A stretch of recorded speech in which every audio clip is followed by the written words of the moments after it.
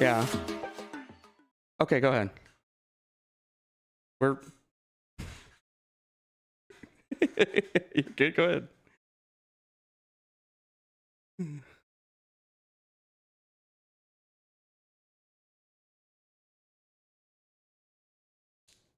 Hi.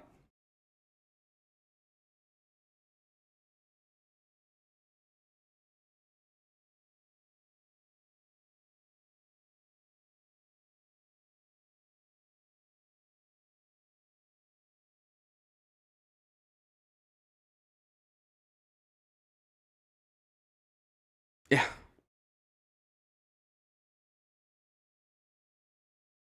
Many things. Yeah, so many things.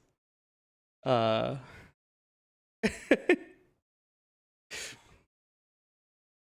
Oh yeah. I need to me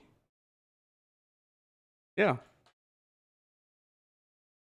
Yeah, I'm gonna see if someone can bring it to me.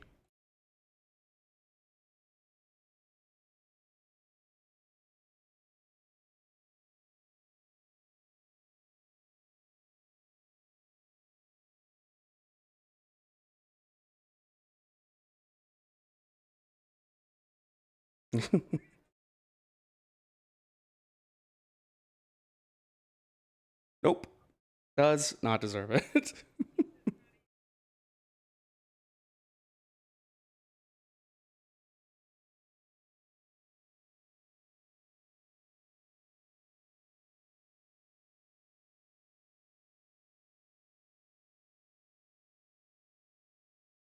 Yeah.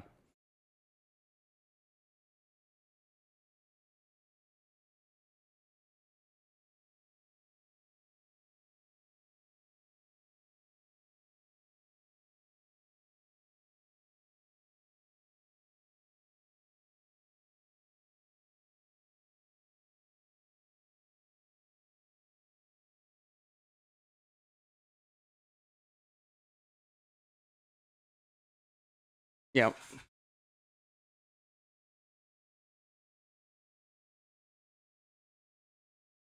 Consumption.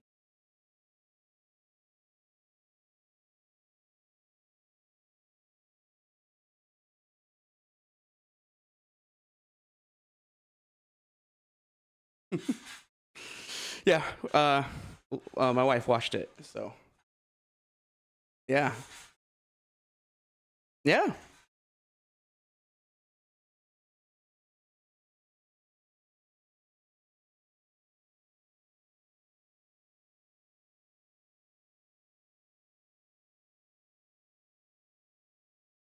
Yes. Where to start? we like it's like we know where we're. Well, I guess the question, the side of it, because we talked a little bit before we started about kind of all the changes, and do we want to hit on the eligibility changes, or do we want to hit on the access to really, they call it Medicaid access for intersex and trans people, but I mean, it's based on what I understand, it's going to be a bit more than just Medicaid. So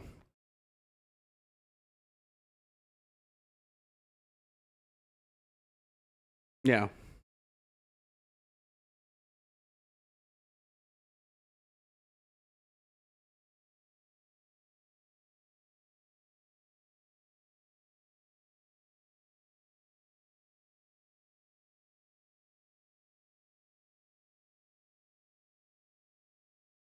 yeah,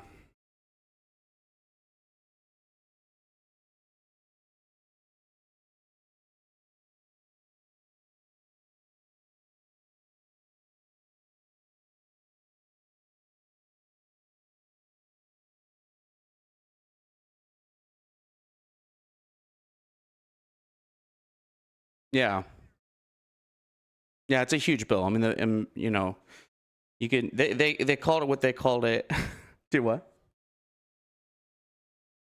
Okay, so a lot of these are just notes that I wrote down. I'm gonna try not to read them strictly, right? Because I have an understanding of it, but I am gonna try and make sure that I stay on as on topic as I can. So the yeah. So the three big things is that they banned gender affirming care under Medicaid or CHIPS. They removed the ACA essential health benefits section, and I want to talk about that, in more detail. And then they also they narrowed the definitions for biological sex. They basically just tried to. Yes, I always forget about my congressman, the scientist guy.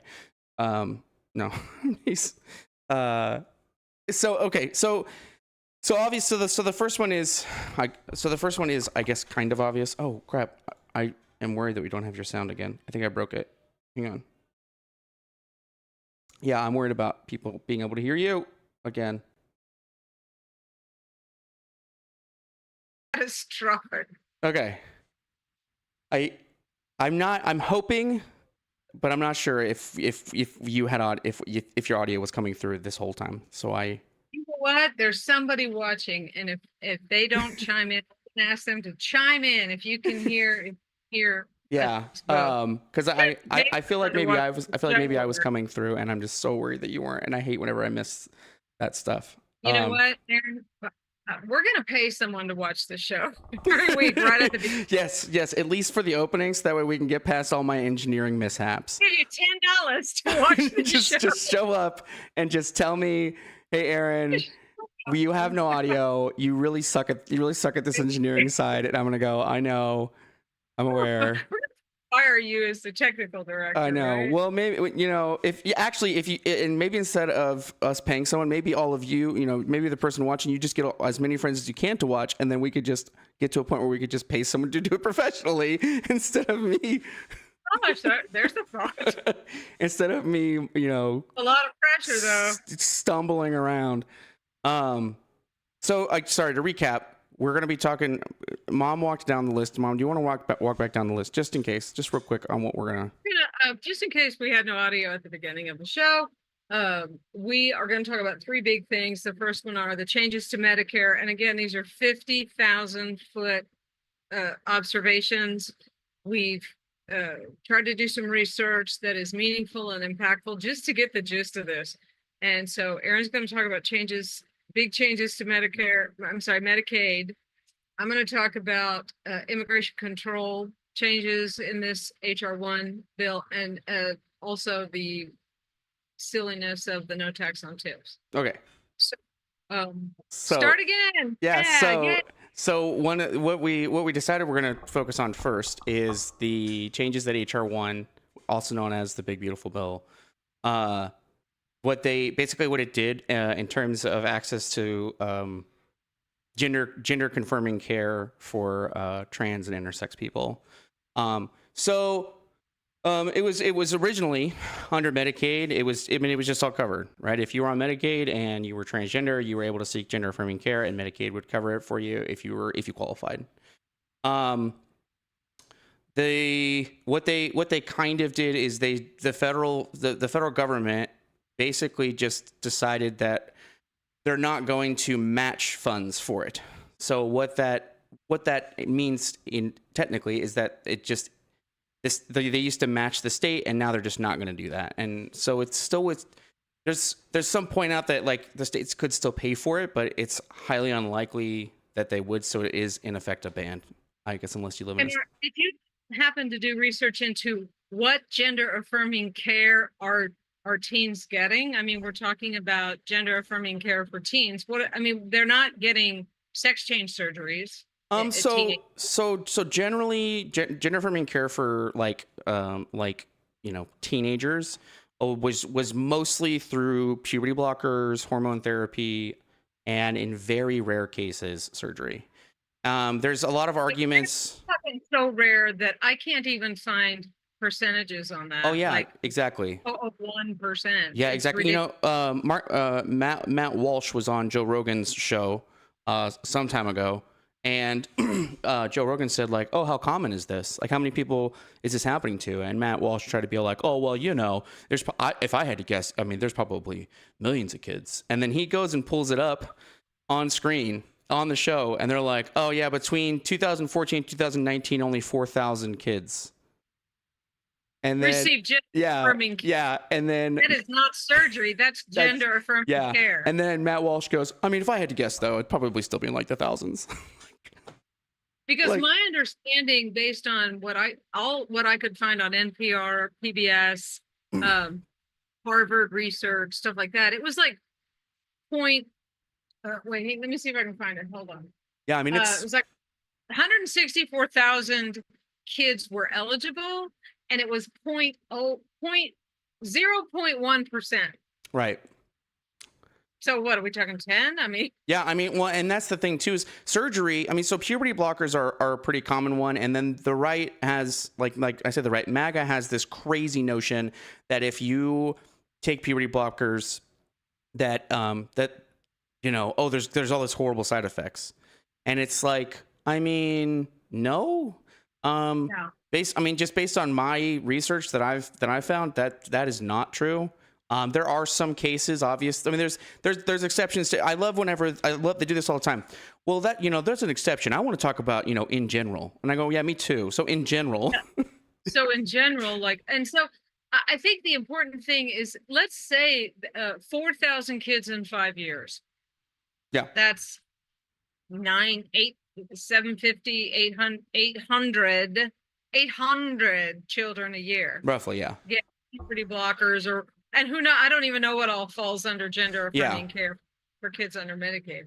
Yeah, and I mean, and if I remember too, originally they only wanted to have it where like the block would basically only be for like youth, and then a representative, I thought I had his name written down, a representative from Texas. He Why did I know it was from Texas? yeah, he had to come out and just be all like, no, we need to make it for everyone.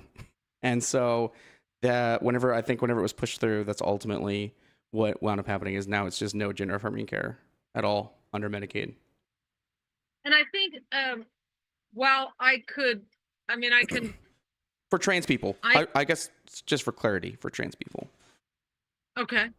Well, Right, because they did the narrow definition of what sex you are.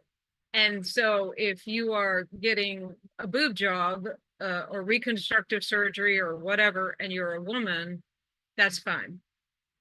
Anyway, I think the more important issue for me is the small number of people we're talking about. I mean, talking about such a negatively targeted population and all this effort and energy, it's kind of like the immigration issue for me. We'll get to that in a bit. Okay, so the other thing I want you to talk about, based on the notes that you and I shared, is this also changes. They also changed this for people who are not on Medicaid. Yes. So and that big deal is bigger. Yes. So so for anybody that isn't familiar, the Affordable Care Act, also known as Obamacare, I will henceforth be referring to as the ACA, because the ACA is like the technical term. I just know sometimes people aren't aware that like of the ACA and Obamacare. They think they're two different things, or they don't so it's those are the same thing. And I'll tell you the other crazy thing is that people are on Medicaid and don't realize that they're on Medicaid. They're like, oh no, I'm on Tennessee Care, or I'm on Californiacaid. It's like, does the AID at the end of that not like? It doesn't give you any indication how that program works. But yeah, so the ACA, it used to be that the ACA had something called essential health benefits, which was basically written in saying that insurers would cover X things, right? That they would be required by law to provide care for like obvious things, right? Like if you have cancer, if you have, if you need a transplant, whatever, like they were required by law to cover, surgery, whatever, but that's why it was essential health, right? It's essential health benefits, so that was the point of it. So it used to be that gender affirming care was a part of EHB, which is the essential health benefits. And the bill HR1 actually removed that requirement. So insurance companies are no longer required to provide gender affirming care. Now, I just want to say this so that we're all on the same page. That doesn't mean they won't. It just means that they're no longer required to. And we all know how insurance companies work. I was like, Aaron, they're going to jump up. They are going to be standing. Well, what's that? We don't have to spend any more money? Yeah. They'll barely pay for things that they ought to. Yes. Okay, so we talked about and again, folks, we are at this super high level, not getting into a ton of detail about each thing, but we want to be sure you're aware of these things that are in there. So we talked about the intersex and trans coverage. We talked about the change to non-Medicaid insurance. Mm-hmm. I'd like for you, I think one of the things that was on your notes list was the working hours and eligibility, which is just such a clusterfuck. Yes, and before we go to that, there was sorry, yeah, there was just because you mentioned it, and I just wanted to make sure that we like dove into it just a little bit. They also codified what genders are. So they strictly defined what biological sex is. So that How way, did they clarify? I mean, what was the language? yeah. So it basically that they limited sex to what sex you were assigned at birth. Okay, can we have a whole show about that? Because I have had so many nurses who have been in the birthing rooms who are like, they've looked at babies and they couldn't tell. They just couldn't tell from the genitals, is this a boy or girl? And they would wait a little bit and then they're guessing. They're like, well, it looks like a boy. The nurse in a lot of cases, and I'm not slamming nurses, but they're saying, I don't know, I'm just looking and it looks like a boy or it looks like a girl. Right. But then later on, DNA test or genetic testing or, some internal physical sonogram or whatever reveals, yeah, no, that is genetically a boy. So you're assigned a female at birth, but you're really a boy. Right. Well, and I also know that what they do is they are dependent on like sonograms, right? Because a lot of parents they want to know what the sex of their baby is before the baby's born, and so they'll use that sometimes, right? As like as another way to be like, so you're having a boy or a girl, and then people, if they know, they'll just be like, oh, we're having a boy, and then that's how they assign it. So yeah. So I mean, science, like, I feel like we're back in the Middle Ages. Like, I'm arguing that the earth is round. Oh no, hang on, that didn't go away. People are still having that argument today. We're still talking about flat Earth. Well, and the other thing is you've got people saying, well, there's only two genders, X and XY or whatever. I'm like, you flunked chemistry. You know, the only reason you passed was because, you were on football. Yeah. And it is always such an aggravating conversation to have, really just in general, because people don't know what the hell they're talking about. And then whenever you start drilling down that path, especially the chromosome path, you're like, well, how are we going? So what are we going to do? We're going to have what fucking blood test things outside of bathrooms? Like I'm going to have to go. Mind your own fucking business. Yeah, thank you. If someone says, I'm a guy, I'm a girl. Oh, okay. Works for me. And another thing. This whole thing about who goes to the bathrooms is got zero to do with trans people, because may I just point out that women are not worried about a transgendered person. They're worried about a cis male dressing up and coming in there. But all for some fucking stupid reason, it's the trans person's fault. Yeah. Well, you're not and that's and you're still worried about a cis male. Well, and it goes to me. It always goes like a step crazier, because I've always pointed out the arguments. Like, I mean, they could just walk in there now. Like, no, like, okay, fine. We make it illegal to be trans. There's still nothing stopping a man from dressing up like a woman and going into a woman's bathroom. Like what, we make it illegal? It would be illegal if he went in there as a predator anyway. I want to have a whole episode about that. So, I just wanted to hit on that last bit, because the biggest people that last change is going to affect is intersex people because we're talking about gender affirming care. The obviously it's going to hit trans people, but it's also going to hit intersex people because for the same reasons. I mean, like they've narrowed the scope so stringently that Well, there are probably people who watch or listen, all 35 of them, who maybe some of them don't even know the difference. So we probably ought to have an episode when we talk about the bathrooms, talking about the different yeah. types of gender and identities Yes. and Okay. so many Thanks. So true. So the next thing that you mentioned is the work requirements. I think everybody, if you watch the news, if you read New York Times, really, if I don't know how you consume your media, you might just be hearing it for the first time, but they changed the work requirements by giving it. I think the definition is interesting because now it's just community engagement, right? So they're not even talking about working. Yeah, because so that includes paid That work. was what I was going to ask you is, do they have to be working? Because most of people on Medicaid are working. And what does that say about the employer that you have employees who qualify for Medicaid?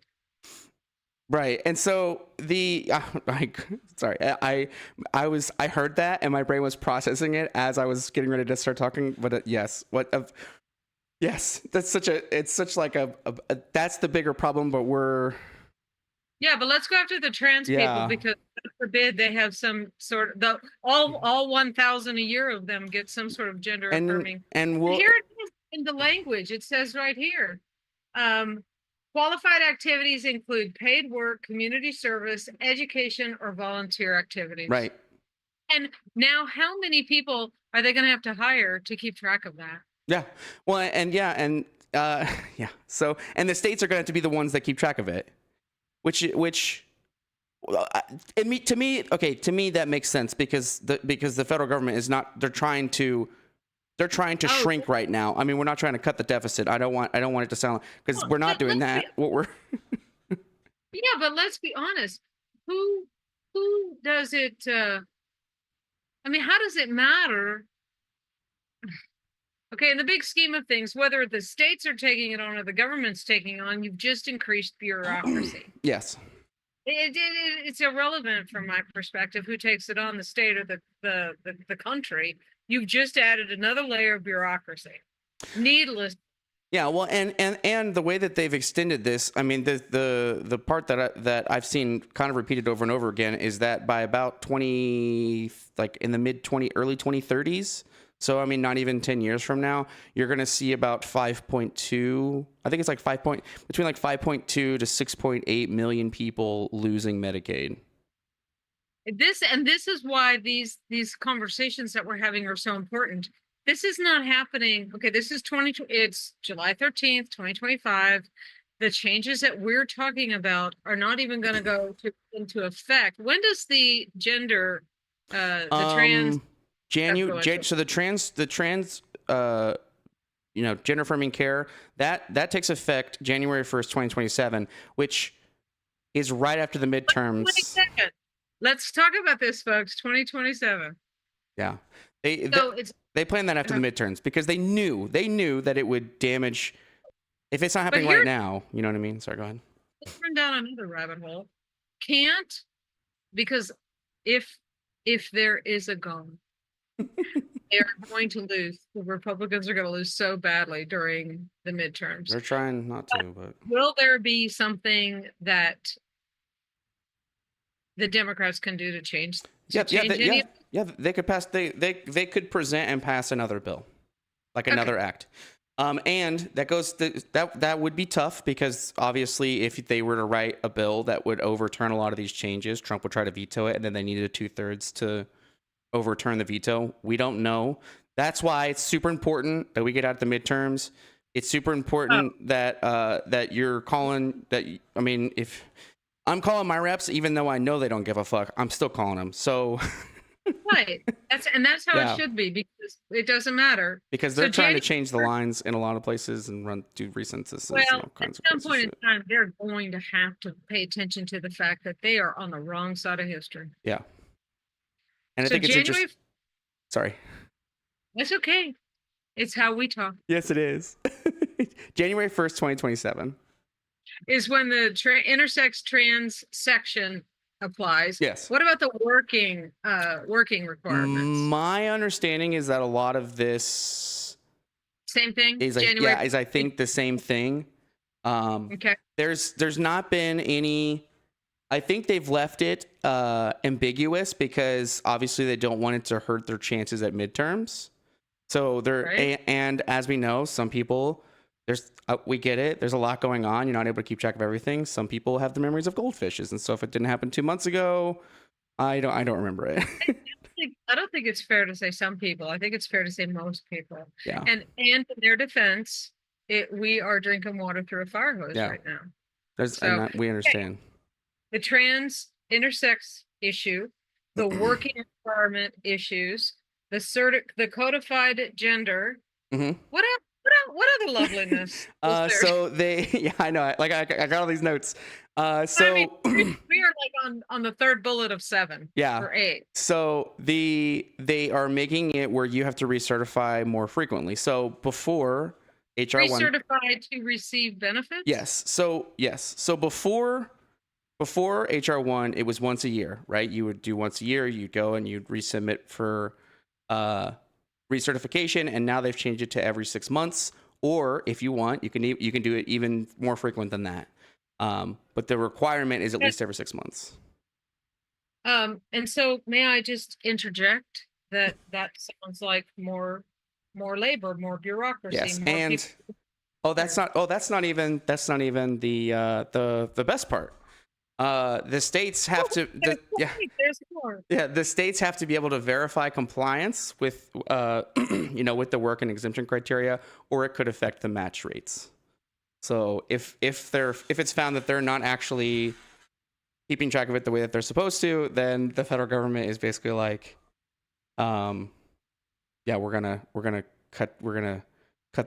lower your funding. For the state to receive the match for Medicaid, the state has to be able to prove to the government that they have inspected the records of the recipient for a few months prior to their recertification. So yes.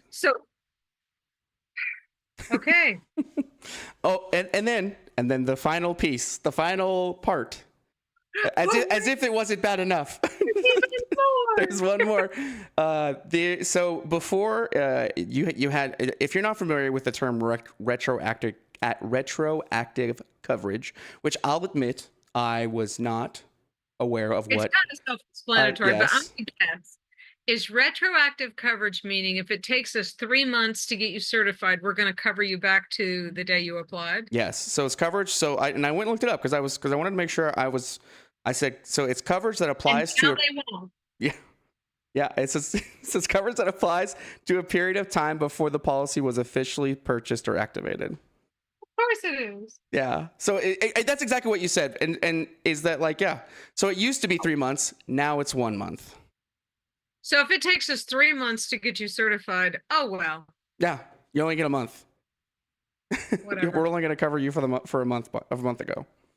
And I think it's also important. I mean, the thing that I found on the sections that I was looking up, which was the tax on tips and the immigration, we are talking about the HR1 bill is stretched out over like a decade.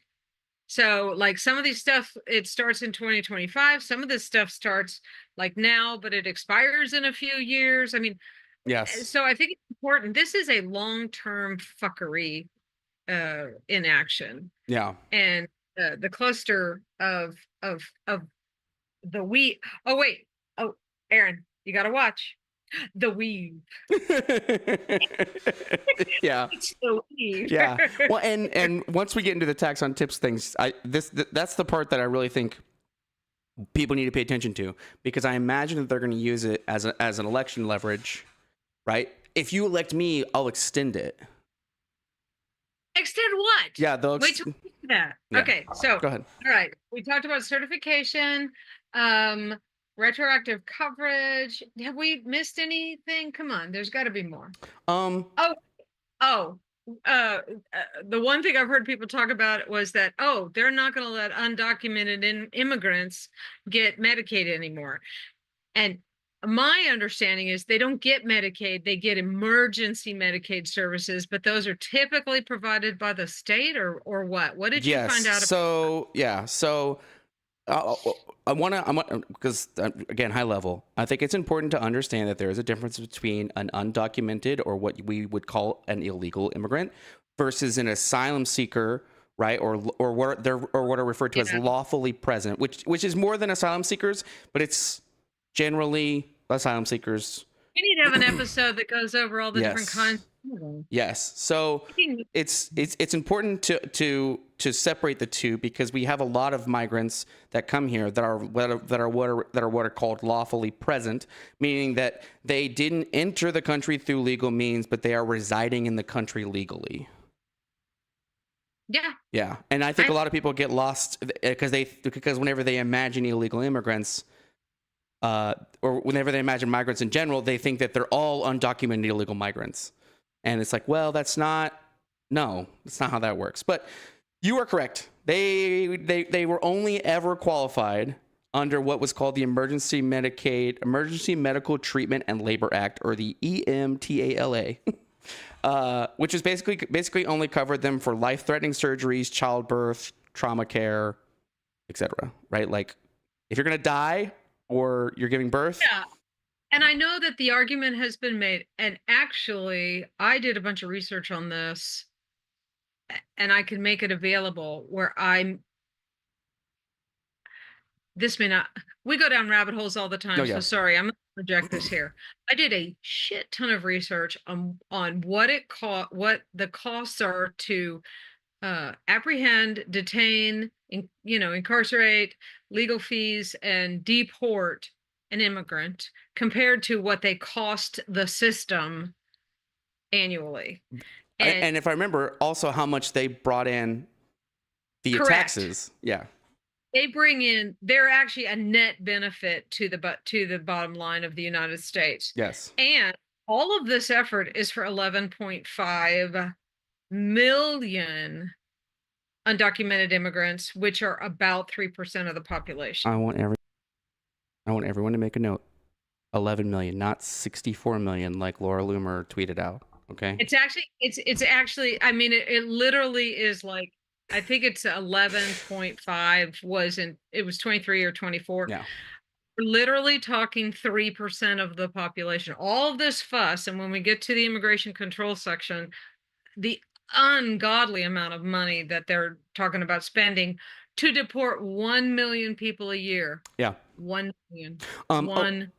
Because we don't have to get all into, because we can talk about the migrant Medicaid coverage another time. But the one thing I did want to say is, so you're correct that Medicaid didn't cover it. I will caveat that there were state programs that were purely state funded that were for non-emergency. So like California had Medi-Cal, New York has one, Colorado, Oregon, Wyoming, Connecticut, and Vermont.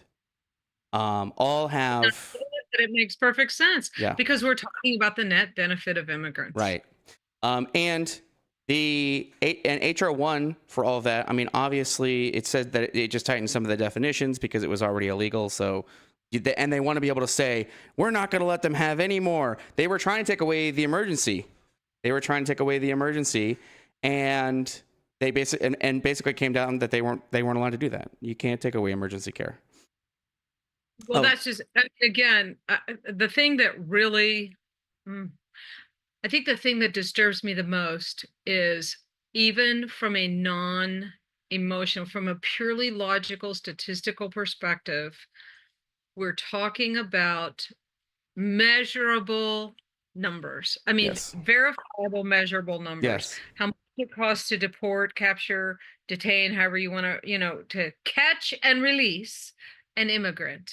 Right. An undocumented immigrant, and so many of them are documented, and they're here legally or they're going through the process, but that's for another day. Yeah, and then much like they're doing with the work requirements, that they're going to start penalizing states that have the state programs, like have the state coverage programs with reduced federal match rates as a means to try and get them to roll those programs back. I want to repeat something because I just think it's so important at this moment. We are literally talking about 11.5 million undocumented immigrants, 3% of the population who have a net benefit monetarily, who demonstrably commit fewer crimes than US citizens, and the amount of effort and energy. Oh, and let's talk about the intersex population, less than 1% of the population. I mean, the amount of effort and energy spent to villainize, victimize, terrorize these groups of people. And then don't forget the Medicaid also, you're terrorizing, victimizing, and villainizing the poor population. So it's like every vulnerable group that you could possibly, oh, and let's not forget the women, we're, body autonomy and all that the dead woman that they, used as an incubator. Yep. And another. So, anything else on the yeah, I mean, Medicaid? No, I mean those are the big ones. Again, I have some stuff for like the changes that they made for lawfully present migrants and the coverage, because they were allowed coverage, and now there's changes to that. But we can talk about some of that, I guess, whenever we talk about immigration statuses in general. Okay. Because it's important to know that even if people are here lawfully, whether they're asylum seekers, whether they're HB1, whether they're whatever it is, a lot of them did qualify for Medicaid and now don't, because they implemented a 5-year waiting period. But again, we can. Did you see 5-year waiting okay, period? so we'll just get into it. So it was. Yeah, because I did not. I hadn't even. So it was before that. If you entered the country, whatever means you entered the country, and then you were here as an asylum seeker, that you basically immediately qualified for Medicaid. So that was under the Personal Responsibility and Work Opportunity Act, or the PRWRA. Was like, if you came in here and you were an asylum seeker and you were approved for asylum, you were instantly eligible for Medicaid. Because we want you to be a healthy and productive member of society. And so what they did now is they implemented a 5-year waiting period, and that extends beyond that's any green card holders, any refugees. So people who are here now who have had Medicaid are now not going to have it. And is this retroactive timing, or do you know? Yeah, so it says that basically if you haven't been here for 5 years, you're gonna lose Medicaid coverage. Okay, and then you may not know this, so I've been here 4.5 years, so I get it in 6 months, or do I have to start the clock all over? I do not know. That would be an interesting question, because I would think that it's another layer of bureaucracy there, right? Yeah, I would think that. I mean, we know they're heartless assholes, but I would think that they would. I don't know. I fucking hate that I can't even predict it, because this is the problem. You can't apply logic to illogical things. Like it. Correct. I thought you were going to say, well, it would be logical, and then I thought, okay, you just dismissed. Yeah, I know. I like defeating whatever you think the logical answer is, it's not going to happen. The exact opposite is going to happen. I'm like defeating my argument as I'm presenting it. Oh, yep. You just because whatever makes sense is what we're not going to be doing. Yes. Oh, also, they will also be required for the 80-hour a month eligibility. They will be required to maintain that too. Now, I would suspect if many of the people on Medicaid are already working, they're meeting the requirement. And we didn't touch on how they're changing the dollar amounts, which might make some of these people ineligible. Yeah, because they're working. And I don't know. I didn't get the note. I didn't. No, I just didn't. I don't have notes on the income requirements. I mean, that's another day. I mean, we could probably talk about the HR1 for 6 months. I mean, shit is insane. Okay, so Medicaid, you have talked about the intersex trans effects, the uh working slash community engagement effects, the codified gender, and emergency Medicaid, and then the asylum seekers ability. I mean, these are just so top level Yeah. things, high level, I should say. Yeah. Macro. You know, I- I Yeah, because each one of these, I mean, if you deep dive into you know, like the state funded programs, and you deep dive into, you know, how many is that, and that's the problem, is the way that MAGA defines migrants, right? If you you even if you're don't see. lawfully even if you're lawfully present, you know, they're qualifying some of those, they're picking And them up on minor charges. I can't tell you how difficult it is for me to explain to a MAGA that being here illegally is the equivalent of a parking ticket. Yeah, it's a civil, Simple. It's not a criminal right? violation. When I said it's not a criminal offense, they lose their mind. Of course it is. I said, no, it's a civil offense. It's like getting a parking It's ticket. something that you would tack onto a larger crime, right? If you Yeah. hold up a I'm liquor store and then it turns out that you also entered the country, you know, illegally, then they're gonna, you know, hit you for the liquor store, and then they're also going to tack on. If you go to a liquor No, store. no, no, no. If you were to rob a liquor store, I'm just giving you, Oh, like, sorry. They're tapping on your immigration yes, status. yes. Well, here's something I'm going to link to the research I posted about the net benefit of immigrants. Right. I'm gonna I'm gonna put that in the show page. Okay, well, let's move on. So many things. Okay, so I did a little research on immigration and how the HR1, the changes, and this is so um, top level, high level, macro, as to be ridiculous, but there's just so much. Mm-hmm. Biggest thing I think is important to know is that the funding for enforcement and border security prior to the HR1 was about $36 million. And the new budget for the next 10 years is 170 billion. So it's an increase of 100, it's 6 times. It's a 6 times increase. So it's from 34 million to uh, I'm sorry, 36 billion to 170 billion. And basically they're going to hire 10,000 new agents, 5,000 customs officers, and 3,000 I don't know what a CBP is, country border patrol. Is that what that stands for? CBP? Yeah, yeah. And when I think I think that is just Border Patrol, right? Like And what we would wanting to call. triple the amount of detention center space. They have $46.5 billion for the border wall. And what was the other one that just, oh, and $10 billion to reimburse Department of Homeland Security for whatever. Kristi Noem's blown through her budget, so I guess she needed more money. Yeah. Do you know Um, what the because this has come up a lot in my my military circles. Do you know what the budget is? Because I was in the Marines, so of course that's what I'm gonna talk about. You know what the budget for the Marine Corps is? So the Marine Corps is a department of the Navy, and they are, like, you know, this fighting force that MAGA and Trump, they just love using and abusing the Marines for their own reasons.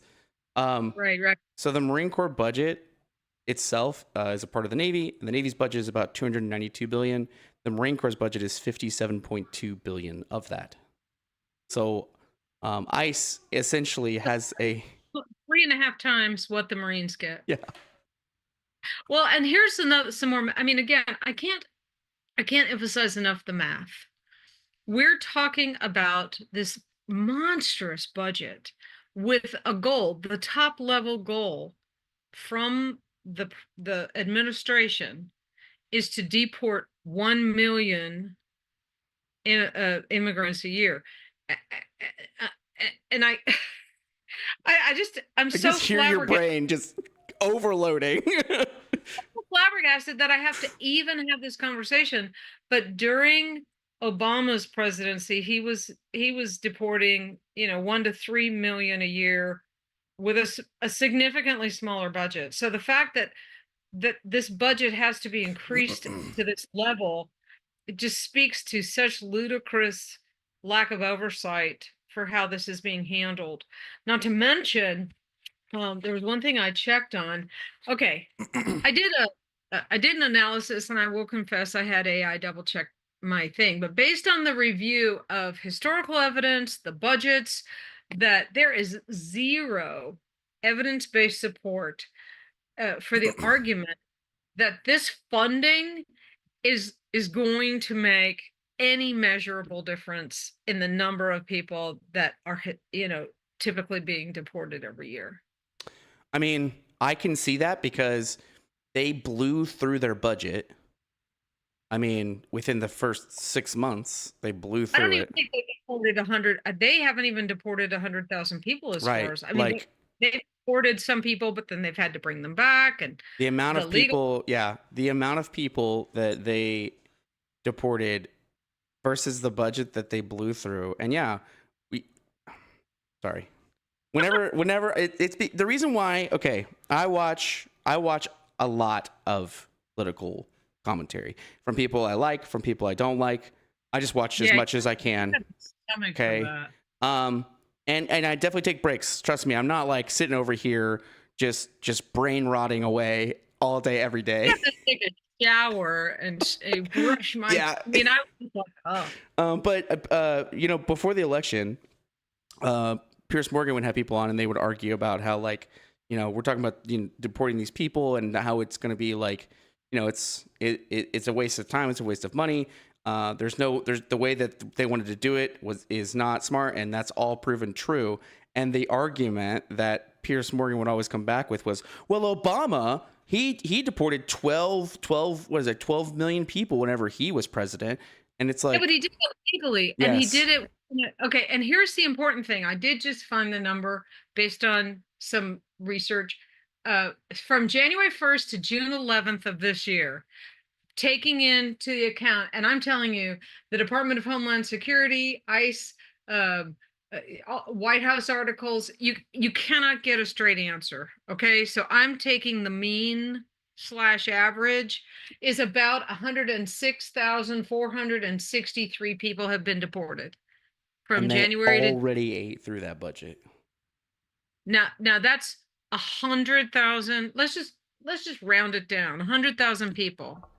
And that's how many have been deported. But let's talk about, the legal fees, bringing people back. I mean, so it's worth noting all this, and I didn't mean to derail Sword. It's worth noting all this because it's like, I think people just don't like. The budget hawks were like, well, they gave up obviously, but that was the problem. But that's why Doge had to knock all that money off that other end so that they could spend it at this end. And if you think about how much money, I mean, let's be honest, if you think about how much money, and I don't have the answer, how much money they've blown through Department of Homeland Security and ICE for 106,000, I gotta write that down on this page, 106,463 people. You need to find out how much they've blown through, and we'll figure out how much that costs per person. Yeah, I'd have to go look at what the original budget was, but I know that it was. Or wait, you have the original budget. It was originally 46. Or no, that's different. 30, it was 36 million. 36 million. Yeah, so they ate. Yeah. They ate through that. It's gone. That money is spent. Sweet Jesus. Okay. But I'm looking. I pulled up your notes because I want to help. So you talked about. That's 375,717 per person. That can't be right. 100. Sorry, you go on. No, it's okay. Because you talked about the massive funding increase. We talked about, I think you mentioned this, the enforcement expansion and interior operations. Mm-hmm. Yeah. Which I noticed. I guess we Yeah. didn't get to this because I see here there's a thing where it's talking about they want to hire more immigration judges and support staff. Oh, yeah, sorry. So we're talking about what are we on? I'm I'm. It's sure, okay. like, So uh, we were just talking about the massive funding increase, because it yeah, looks, which I think you went over. They're talking about the physical barrier increases. They're talking about increasing the detention capacity, which includes that place in Florida that MAGA's getting pictures at. right. And then I see, or I guess the last bullet is, So yeah, the other thing about the immigration fees, is that what you're talking about? um, yeah. I mean, sorry, I'm trying to get back to where we were because I didn't have your notes when you started. I was just listening. So I Um, was talking about massive funding boost. So that's the first bullet point. mhm, Talking about the detention capacity scaled up, the border wall paid, right. and the deportation logistics, and that's reimbursing Department of Homeland Security. But then 30 billion of that is for covering raids, deportation flights, and reimbursements. But all of these subsections fall into that massive funding. So it's 170 billion. I have to keep saying billion. Yes. 160 billion allocated over the next decade. And then it's divided up under these subsections. And I think what makes me crazy is you've got people who come into the country who are working, adding to the net income, net benefit of their stay here. But if you have $5 million, it doesn't matter if you're a drug cartel or if you're a human trafficker, or if you're some sort of a white collar crime person, you can buy yourself one of those. I Boom. don't know if that's Golden ticket. approved. Golden. I don't Golden know. ticket. Yeah. It just goes to show, where we are. Yeah, and I mean, I see they also are going to allocate money to more judges. The reason I mentioned the judges is because one of the biggest talking points that I've heard from our side of the aisle, the more left leaning side, is that if we could increase the amount of judges, then we could potentially speed up the asylum seeking process. I don't think that that's the goal. But hear what you just said. We're going to pay more money to approve people staying here that we would have let stay anyway. Yeah. That's what I'm saying. I don't think that's the goal that because they're talking about faster adjudications. They're going to be hiring the kind of judges that would be doing yeah. I was just. So it's like whenever you read a thing and you're like, wow, that sounds like a really good idea if anybody but this administration was doing it, because it's the intent. Yeah, because it's the intent behind it that's different versus if. Yeah. And so, okay, so we talked about the analysis, the structural breakdown. ICE alone is going to end up with more funding than the FBI, the DEA, and ATF combined. Yep. Little math that might be. Because they hired all those Proud Boys. They got to pay them. A 220% increase. That's a joke. I don't know if they actually did that. Sorry. Yeah, right. Go ahead. It's a 220% increase over baseline funding. It's just off the chain for me. Okay, so here's the track record of low return on investment, because I think it's important. Okay, we're talking about what was in the HR1, but I want to talk about the net, like the detriment here. During the previous Trump administration, despite aggressive immigration policies, the undocumented population remained pretty much the same. The border apprehension surged, but deportations did not keep pace with the number of people coming in.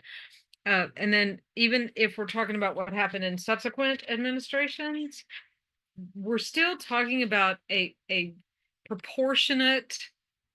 relatively proportionate number of undocumented immigrants to the US population. And we're still talking about the net benefit and the documented lower crime rate. And I don't understand why people who have access to all the information in the world, they hear or read a story and then Fox News says. Yeah, because I mean, like there have been the cases in which like American citizens were killed by, I don't even know if they were undocumented, but they were killed by migrants, and then those were used as like the front page of like, see, this is why we need to get these people out of our country. You know, I had a bad boyfriend once who I did get one good thing out of that relationship. This kind of stuff makes my nuts ache.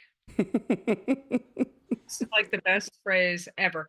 Here's one thing that I want to close out this particular conversation with. What bothers me about this $170 billion investment is that it 8 times what is allocated for vocational retraining, 4 times housing assistance, and it exceeds the entire discretionary education budget.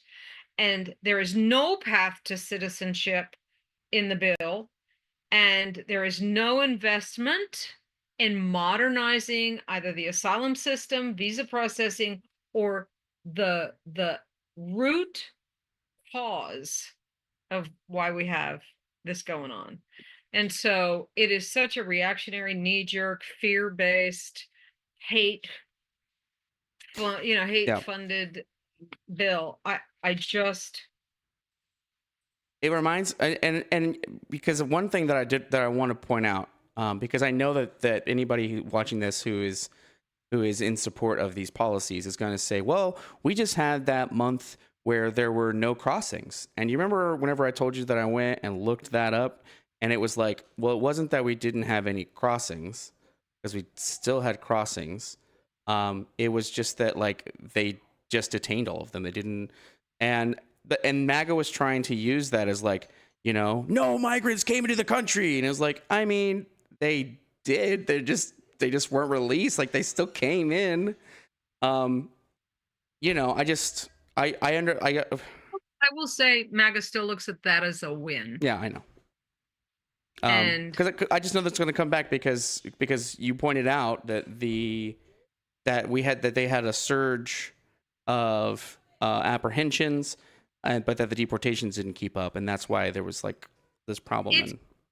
It's visuals, it's optics. It's always. And I mean the horrific apprehensions that they did at that farm that was televised, where you're seeing them tear parents away from their children or children away from their parents. It was a pot farm. Sorry, go ahead. I don't give a flying fuck what it was, and there were no warrants. It was literally just kidnappings. Yeah. And it's horrific to watch, and we can't be silent. Okay. And another thing, I got two to your one, but I know you've got a thing or two to say about this one. Yeah. So tax on tips, I'm just going to do super high level. And I just,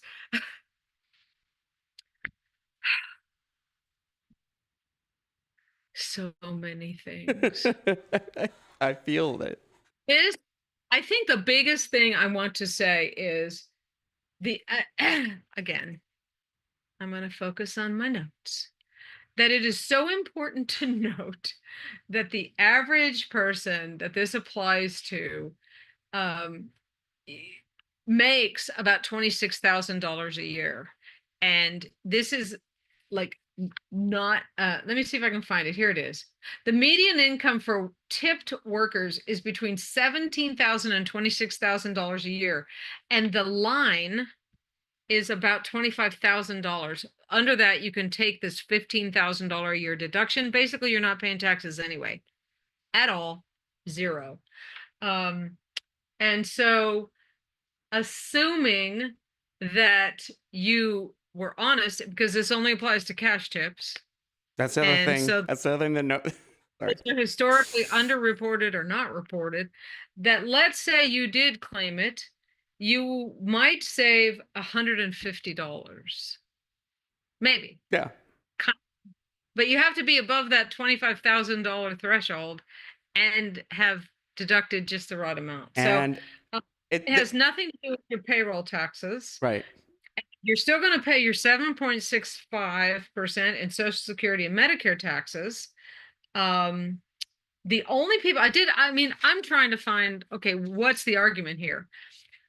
I found a case scenario. Are you ready? Okay, I'm ready. And only because I promised you that when I was first reading through this, I was like, this doesn't, like, it to me, it was just so they had a talking point. It was just so they could get people that might not vote for it, that might not be interested in it. It was so they could get them on board to support it. But then you would go and read and you're like, are people actually going to benefit? Sorry. Let me hear the scenario. No, this absolutely, there is no strong reason to believe that this benefit is actually going to, and I did make some notes about this, but here is a scenario that I found. I mean, again, you and I have talked to a few attorneys. We've talked to some financial experts. A bartender who works a bartender working in a luxury resort who might be earning $75,000 to $100,000 a year in declared tips might get a couple $1,000s in deductions, especially if they itemize. That's all I could find. Now, I want everybody to imagine the bartender that's Sorry. The Tell me, Mom, how many bartenders have you met? So I did try and talk to some people who are not MAGA, but they're MAGA leaning. Mm-hmm. Like, what is the point here? It frames, it's a symbolic and a morale booster. It gives these workers a psychological sense of relief, even if the financial benefit is modest. Or non-existent. Sorry. Bartenders, stylists, and casino workers who earn $50,000 in tips. Like, do we know anybody anywhere who does? I think it's also important. Cash tips. Cash tips. This is, I mean, the ludicrousness of some of these responses that I got from people. So for 60 to the estimate is based on wage details that I could get from the Bureau of Labor Statistics from 2023, the IRS tax thresholds, and some macroeconomic modeling, because my brain was melting at this point.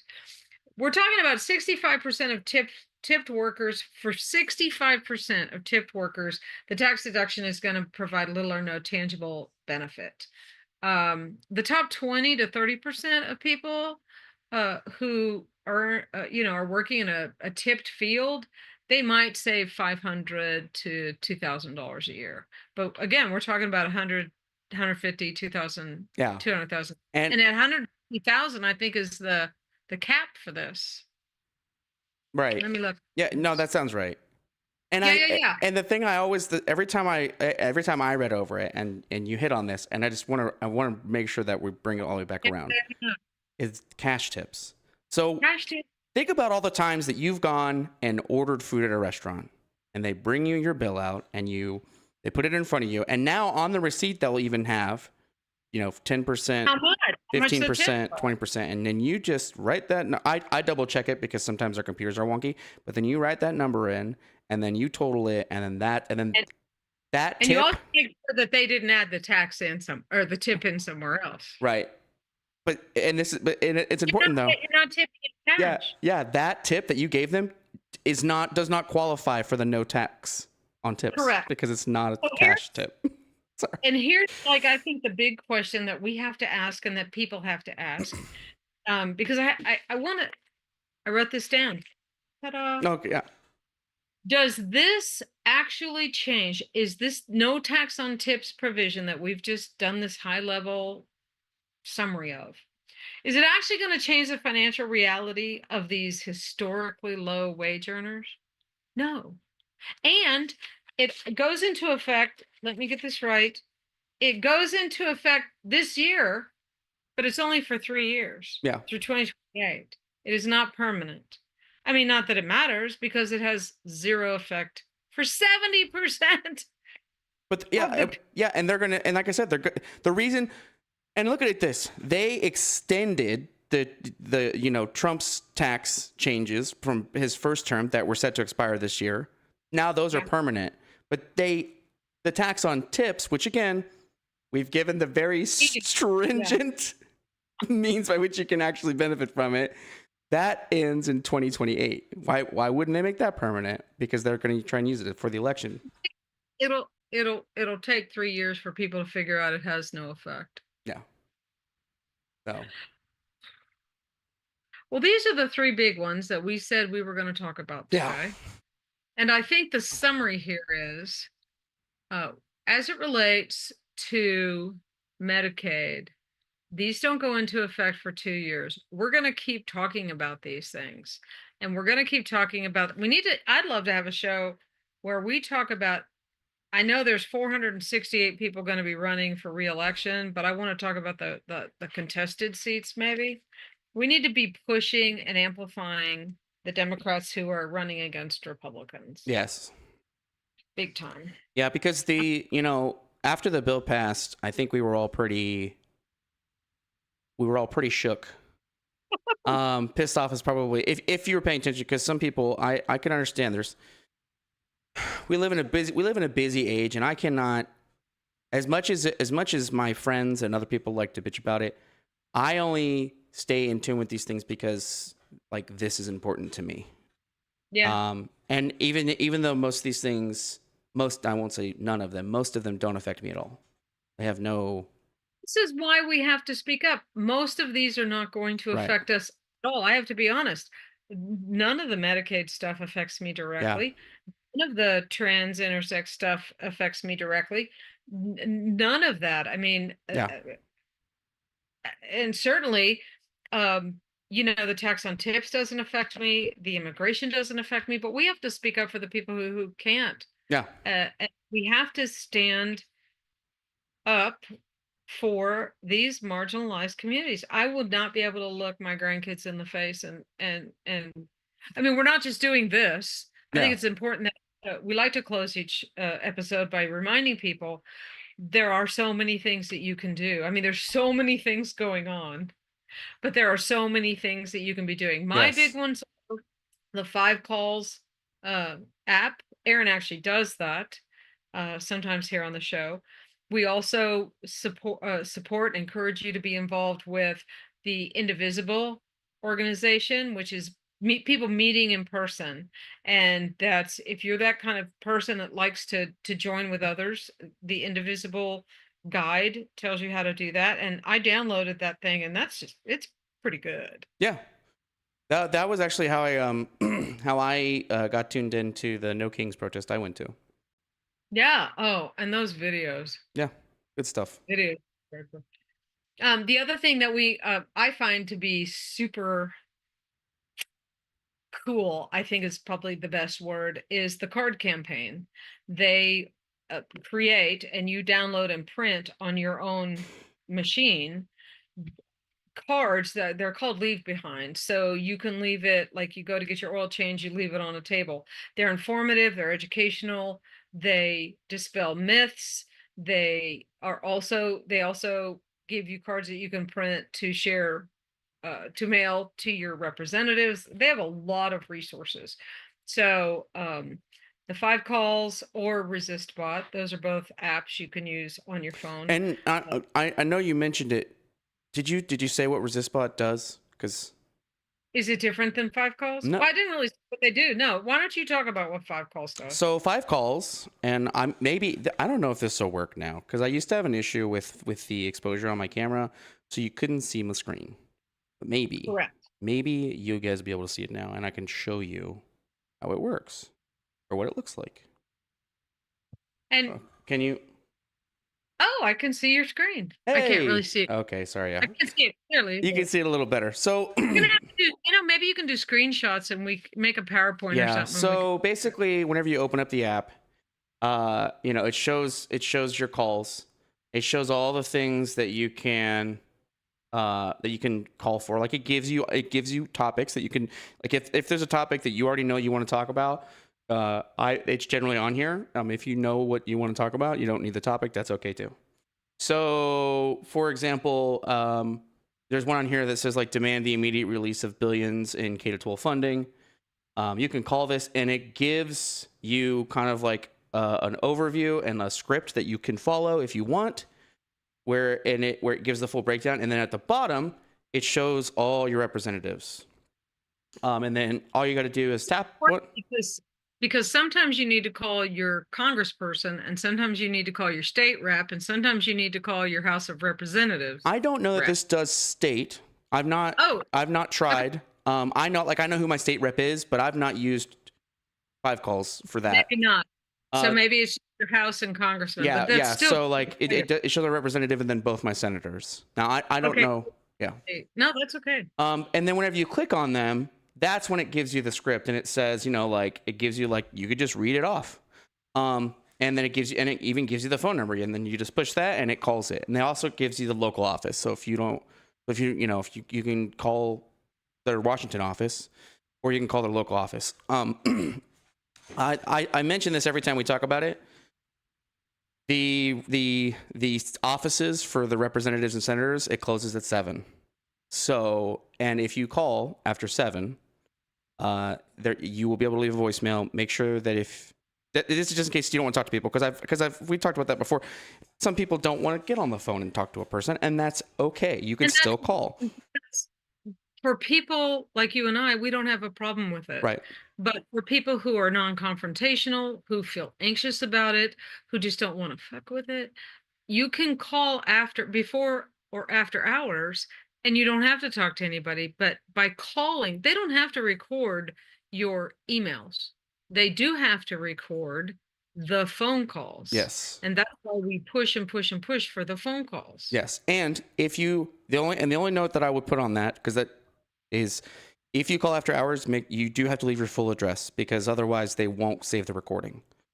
I'm not sure. To me, I think it has something to do with when they answer the phone. Maybe it automatic, like whenever you dial, the police or whatever. I think whenever they answer the phone, it automatically records your location, like your address or whatever, and like that's how they're able to verify it whenever somebody answers the phone.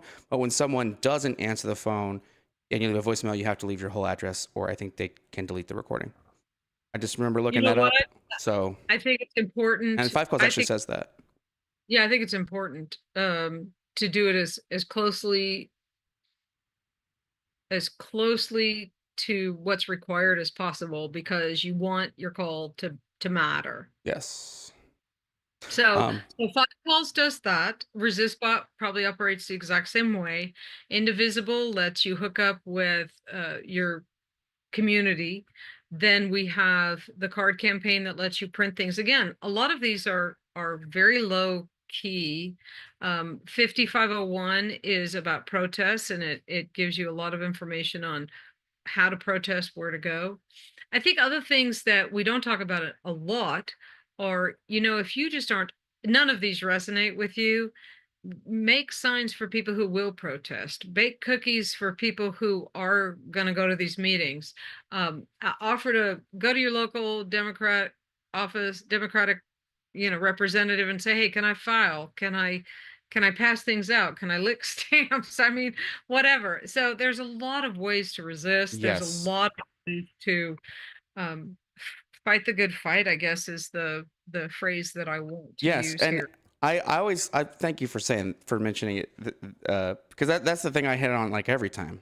I imagine that there are people that want to do something, but maybe you're just feeling a little nihilistic. Maybe you're, whatever it is. I would just encourage you to find something. There is nothing too small for you to do, as long as it is to the effort of your own resistance, right? Like, Absolutely. we had Josh on. Josh, if you haven't watched the episode, you should. It's a great episode where he walks down the Supreme Court ruling. But one of the things that he said to us after the call, he might have said it on the show, was that he was so grateful that we brought him on, because it allowed him to resist. That was like his form of resistance, was being able to come on and talk about that. And so it's like, I love hearing stuff like that, for me, because it's like people guilt themselves too much. You feel like, well, if I can't go out and protest, why does it matter? Because there's other things you can do.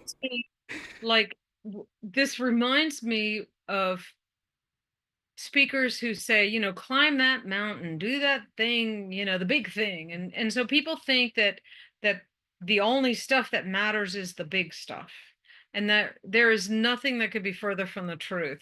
It doesn't matter. I think you could go to Card Campaign, print off 10 cards, leave them in the sneakiest possible way, and you just did something really important. Yeah.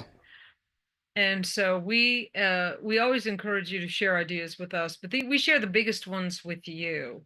And so I think other than that, I'm sort of out of gas on Yeah. this stupid bill. Yeah, I know it is. Big building bill. I've started calling it the big bogus bill because because I wasn't uncomfortable with the big bullshit bill, but I did kind of feel like it. I wanted to be able to engage with it more Because- civically or Yeah, I like civilly, bogus excuse me. better. No, I like bogus better. Yeah. I mean, I hate calling it by anything. I mean, I think the most embarrassing thing, one of the most embarrassing things is that is literally the name on the bill. It is called, for those that don't know, the One Big Beautiful Bill Act. Yeah. That is in the Library of Congress. That is forever a historically accurate name for the I mean, document. I think that's the thing for me is can we I'm laughing because otherwise I'd cry. oh, well, that's come on, you gotta get down. That's kind of how I feel about it. So, Hmm. all right. Well, I think this was pretty productive. What I really like about us picking these subtopics is that we have to do our research. Yeah. Well, yeah, and it keeps us on topic. And let's for me, it lets me get a little more passionate because, like, you have all this information, and then having to actually structure it and make it readable, and kind of more or less like giving a lecture on it. I guess I feel like it helps me.